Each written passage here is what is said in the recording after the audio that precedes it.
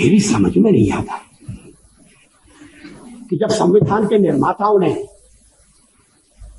शादी ब्याह के एक कानून बनाने की सिफारिश की और यह कहा कि राज्य उसकी तरफ ध्यान देगा, तो क्या वो सांप्रदायिक कारणों से प्रेरित थे? क्रिमिनल लॉ एक है, सिविल लॉ एक क्यों नहीं हो सकता? कि थोड़ा बहुत तो संशोधन करो, वक्त बदल रहा है। इस्लामिक देशों में पर्सनल लॉ में संशोधन हो रहे हैं।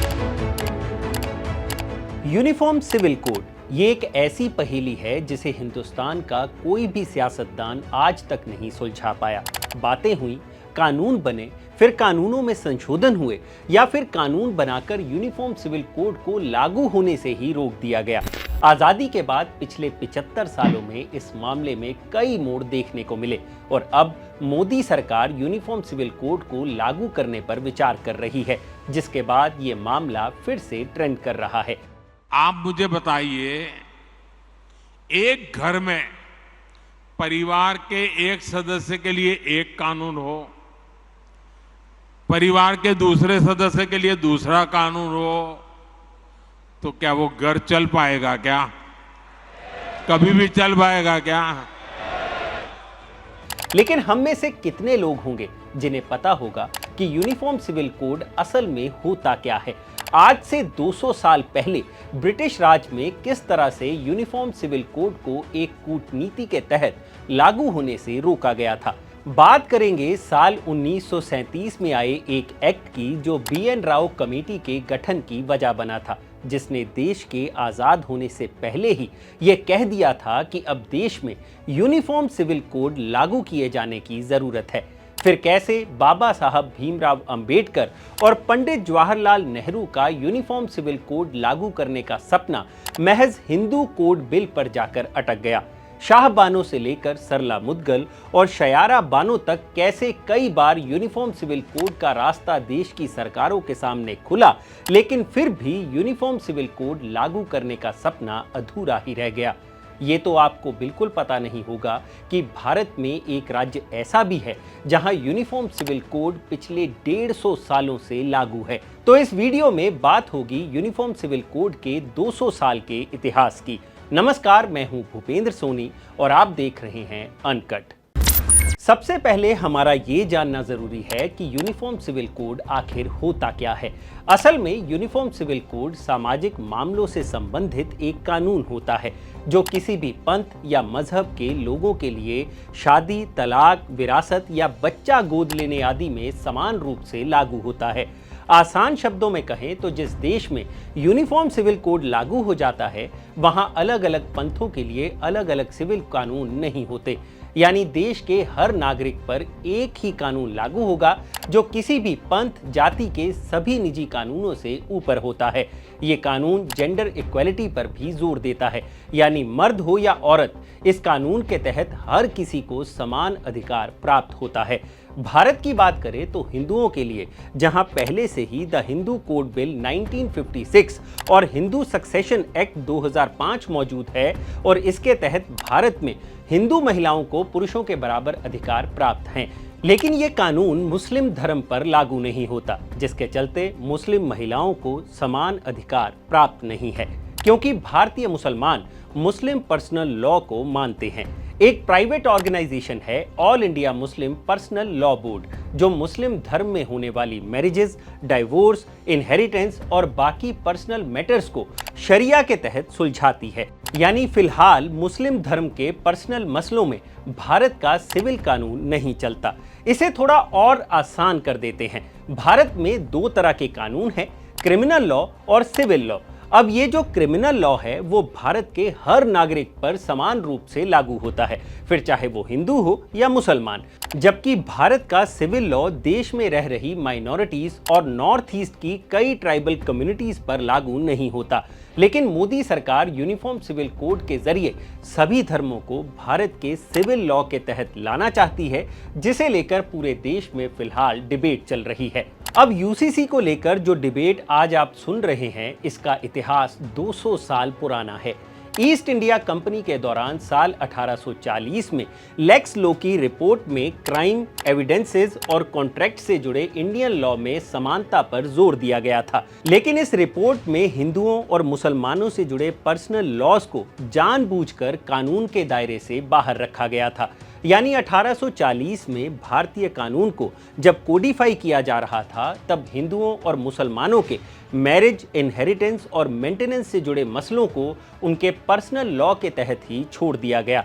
लेकिन इस दौरान कुछ लोग ऐसे भी थे जो धर्म के आधार पर महिलाओं के शोषण के खिलाफ भी काम कर रहे थे। इनमें से एक थे बंगाल के सामाजिक कार्यकर्ता ईश्वर चंद्र बंद्योपाध्याय, जिन्होंने हिंदू धर्म में विधवा महिलाओं की दोबारा शादी पर जोर दिया और उन्हीं की मुहिम के चलते हिंदू विडोज रीमैरिज एक्ट 1856 पास हुआ। लेकिन 1857 की क्रांति के बाद अंग्रेजों ने डिवाइड एंड रूल की पॉलिसी के तहत काम करना शुरू किया, जिसके चलते क्वीन विक्टोरिया ने साल 1858 में धार्मिक मामलों में हस्तक्षेप ना करने का आदेश जारी किया, ताकि हिंदुओं और मुसलमानों को अलग रखा जा सके। 1872 में ब्रिटिश सरकार स्पेशल मैरिज एक्ट लेकर आई, जिसके तहत भारतीय नागरिक सिविल मैरिज कर सकते थे। लेकिन इस एक्ट की कुछ खामियां भी थीं। पहली खामी थी कि ये एक्ट नॉन हिंदूज पर ही लागू होता था, और दूसरा, जिसे भी सिविल मैरिज करनी होती थी उसे अपना धर्म त्यागना पड़ता था। फिर साल 1923 में स्पेशल मैरिज एक्ट में अमेंडमेंट की गई, जिसके तहत हिंदूज, बुद्धिस्ट, सिख्स और जैन्स को शादी करने के 2 अधिकार दिए गए। पहला, वो अपने पर्सनल लॉ के तहत ही शादी कर सकते थे, और दूसरा, बिना अपना धर्म और सक्सेशन राइट्स छोड़े उन्हें सिविल मैरिज का अधिकार भी दिया गया। हालांकि इस दौरान हिंदुओं के लिए married women's property act of 1923 और the Hindus inheritance removal of disabilities act 1928 भी लाया गया, जिससे हिंदू महिलाओं के अधिकारों की रक्षा हो सके। लेकिन ये कानून कंजर्वेटिव मुस्लिम ग्रुप्स के विरोध के चलते मुसलमानों पर लागू नहीं हो सके, क्योंकि वो सिर्फ शरिया लॉ के तहत ही अपने मसले सुलझाना चाहते थे। इसके लिए साल 1937 में द मुस्लिम पर्सनल लॉ शरीयत एक्ट 1937 बनाया गया, जिसके तहत आज भी मुसलमानों में शादी से लेकर डाइवोर्स और प्रॉपर्टी तक के मसले सुलझाए जाते हैं। 1937 में ही Hindu women's right to property act 1937 लागू हुआ, जिसे देशमुख बिल भी कहा जाता है। इसी बिल के आधार पर BN राव कमेटी का गठन किया गया था, जिसका मकसद था भारत में हिंदू लॉज की जरूरत को परखना। ये कमेटी 1944 में बनाई गई थी और 1947 में इस कमेटी ने अपनी रिपोर्ट इंडियन पार्लियामेंट को सौंप दी। इस रिपोर्ट में कहा गया था कि वक्त आ गया है जब देश में यूनिफॉर्म सिविल कोड लागू कर दिया जाए। पर यह सिफारिश आगे चलकर यूनिफॉर्म सिविल कोड की शक्ल तो नहीं ले पाई, लेकिन हिंदू कोड बिल की वजह जरूर बन गई। असल में संविधान निर्माता बाबा साहब अंबेडकर यूनिफॉर्म सिविल कोड के पक्ष में थे। उनका मानना था कि समाज में सुधार करना है तो यूनिफॉर्म सिविल कोड सब धर्मों पर लागू कर सभी धर्मों के लोगों को समान अधिकार दिए जाने चाहिए।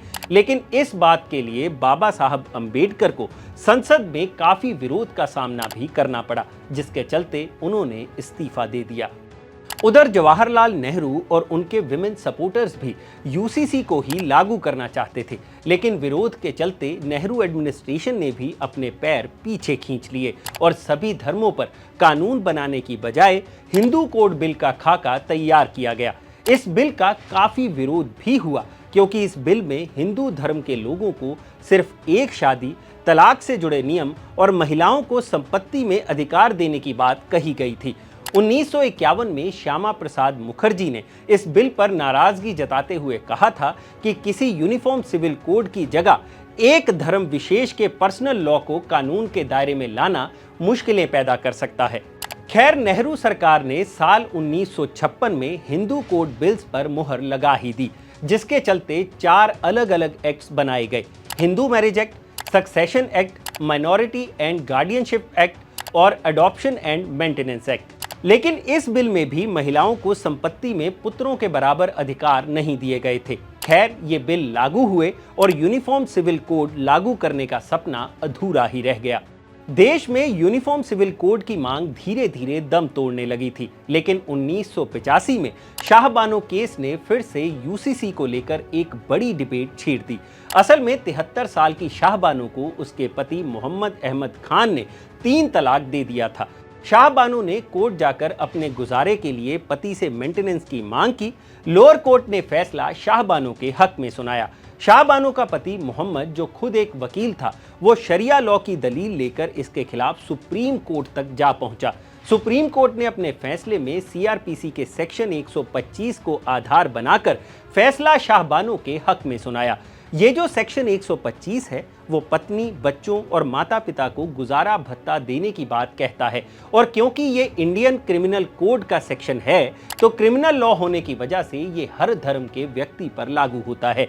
इसी को आधार बनाकर सुप्रीम कोर्ट ने शाहबानो के हक में फैसला सुनाया। साथ ही सुप्रीम कोर्ट ने राजीव गांधी सरकार को यूनिफॉर्म सिविल कोड लागू करने की सलाह भी दी।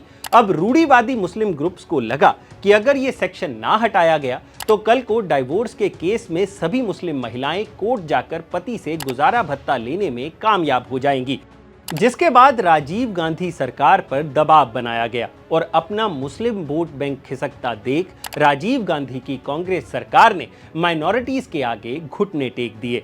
राजीव सरकार the Muslim women's protection of rights of divorce bill 1986 लेकर आई, जिसमें यह संशोधन किया गया कि सेक्शन 125 मुस्लिम महिलाओं पर लागू नहीं होगा। मुस्लिम महिलाओं के लिए राजीव गांधी सरकार द्वारा लाया गया ये बिल कितना बुरा साबित हुआ, इसका अंदाजा आप इसी बात से लगा सकते हैं कि 1987 में minister of social welfare Rajendra Kumari Vajpayee ने संसद के सामने जब ये आंकड़ा रखा कि 1986 में कितनी महिलाओं को वक्फ बोर्ड की तरफ से तलाक के बाद गुजारा भत्ता मिला, तो नंबर था 0। राजीव गांधी सरकार के उस एक फैसले ने मुस्लिम महिलाओं का हक उनसे छीन लिया। फिर 1995 में Sarla Mudgal versus union of India case में सुप्रीम कोर्ट ने यूसीसी लागू करने की सिफारिश की थी। 1996 वो साल था जब पहली बार भाजपा ने अपने मैनिफेस्टो में यूनिफॉर्म सिविल कोड को लागू करने की बात कही थी, और 2019 में भी ये भाजपा के मैनिफेस्टो का हिस्सा रहा है।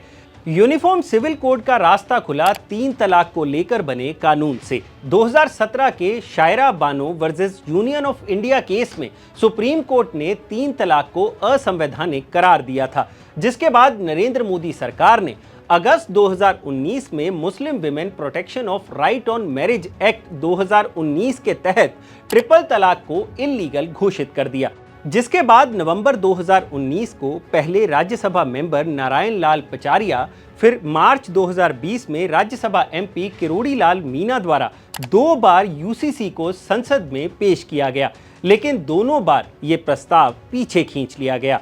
2021 में यूनिफॉर्म सिविल कोड लागू करने की सभी याचिकाओं को सुप्रीम कोर्ट में शिफ्ट कर दिया गया, और अब प्रधानमंत्री Narendra Modi uniform civil code को देश में लागू करने की बात कर रहे हैं। यानी ये हो सकता है कि साल 2024 के चुनाव से पहले भाजपा मैनिफेस्टो में किया अपना ये वादा भी पूरा कर दे। अब लगे हाथ ये भी जान लीजिए कि भारत का वो कौन सा राज्य है जहां यूनिफॉर्म सिविल कोड 150 सालों से लागू है। ये राज्य है गोवा। असल में गोवा पोर्टुगीज शासन का पार्ट था, तो 1869 में यहाँ पोर्टुगीज ने यूनिफॉर्म सिविल कोड लागू कर दिया, और 1961 में जब गोवा भारत का अंग बना तो भारत सरकार ने गोवा में पहले से लागू पोर्टुगीज सिविल कोड को गोवा सिविल कोड का नाम दे दिया, और वहाँ लागू यूनिफॉर्म सिविल कोड पहले की तरह ही लागू रखा। लेकिन इस सिविल कोड में एक खामी है, यहाँ पर हिंदू समुदाय के शख्स को भी दूसरी शादी करने का अधिकार है। गोवा का यूनिफॉर्म सिविल कोड कहता है कि अगर किसी शख्स को 30 साल की उम्र तक अपनी पहली पत्नी से मेल चाइल्ड पैदा नहीं होता तो वो दूसरी शादी कर सकता है। यानी गोवा के यूसीसी में महिलाओं को लेकर ये काफी बड़ी खामी है।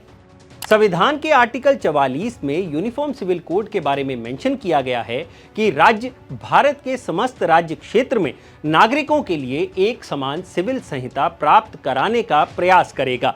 लेकिन संविधान का आर्टिकल 25 इसके आड़े आ जाता है, क्योंकि इसका विरोध करने वालों का कहना है कि यूनिफॉर्म सिविल कोड का मतलब हिंदू कानूनों को सभी धर्मों पर लागू करने जैसा है, जबकि आर्टिकल 25 किसी भी धर्म को मानने और उसके प्रचार की आजादी देता है। और साथ ही इसका विरोध करने वाले आर्टिकल 14 की भी बात करते हैं कि यूसीसी समानता की अवधारणा के विरुद्ध है। अब जाते जाते ये भी जान लीजिए कि ना सिर्फ मुस्लिम पक्ष बल्कि नॉर्थ ईस्ट के आदिवासी भी लगातार यूनिफॉर्म सिविल कोड का विरोध कर रहे हैं। जैसे नागालैंड की बैप्टिस्ट चर्च काउंसिल यानी एनबीसीसी और नागालैंड ट्राइबल काउंसिल यानी एनटीसी, इन दोनों बड़े आदिवासी संगठनों का कहना है कि यूसीसी आदिवासियों को अपना धर्म पालन करने के हक से वंचित करेगा। उधर मेघालय खासी हिल्स ऑटोनोमस डिस्ट्रिक्ट काउंसिल यानी केएचएडीसी ने भी यूसीसी को लेकर अपनी चिंता जताई है। उधर मिजोरम की विधानसभा भी यूसीसी के विरोध पर बात कर चुकी है। इसके अलावा 25 जून को झारखंड में भी 30 से ज्यादा आदिवासी संगठनों ने बैठक की। ये संगठन आदिवासी समन्वय समिति यानी एएसएस के बैनर तले साथ आए थे। उन्होंने कहा कि यूसीसी आने से कई जनजातीय परंपरागत कानून और अधिकार कमजोर हो जाएंगे। असल में यूसीसी के लागू होने से इन लोगों को संविधान के 6 शेड्यूल की चिंता सता रही है, जो लैंड ट्रांसफर से लेकर डिस्ट्रिक्ट कोर्ट्स तक को कुछ खास पावर्स देता है, जो इन्हें यूसीसी के बाद छिन जाने का डर है। लेकिन इस पूरे मुद्दे पर जो बहस चल रही है वो अभी बेमानी है, क्योंकि जब तक सरकार यूसीसी बिल का ड्राफ्ट पेश नहीं करती तब तक ये नहीं कहा जा सकता कि यूनिफॉर्म सिविल कोड से आखिर होगा क्या।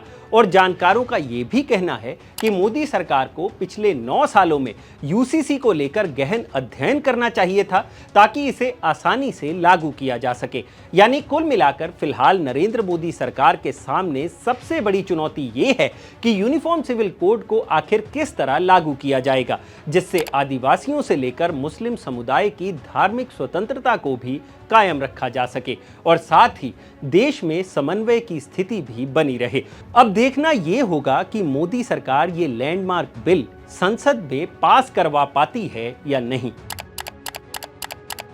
तो ये था यूनिफॉर्म सिविल कोड का 200 साल पुराना इतिहास। अगर आपको ये वीडियो पसंद आया हो तो इसे लाइक और शेयर जरूर करें और जानकारी से भरे ऐसे ही और वीडियोस देखने के लिए सब्सक्राइब करें हमारा चैनल अनकट। शुक्रिया।